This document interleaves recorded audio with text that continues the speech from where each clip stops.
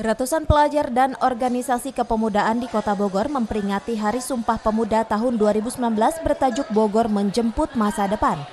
Kegiatan yang dilaksanakan di Balai Kota Bogor ini diisi dengan berbagai pengalaman dengan menghadirkan tokoh senior sekaligus tokoh nasional Emil Salim dan Cepopong.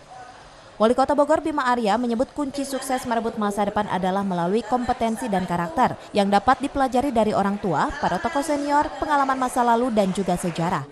Sementara tokoh nasional Emil Salim berpesan momen Sumpah Pemuda harus menjadi pengikat keutuhan bangsa, khususnya di kalangan generasi muda. Senior berkenan berbagi pengalamannya di sini.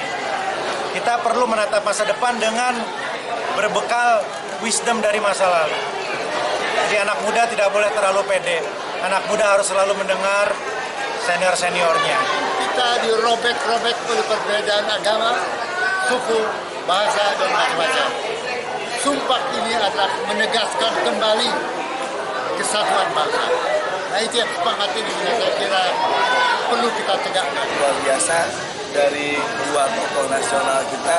Alhamdulillah kado yang kedua adalah telah disahkannya Perda Kepemudaan oleh pemerintah Kota Bogor dan DPRD Kota Bogor, yang artinya Kota Bogor di momentum Sumpah Pemuda ke-91 ini merupakan kota yang sudah layak.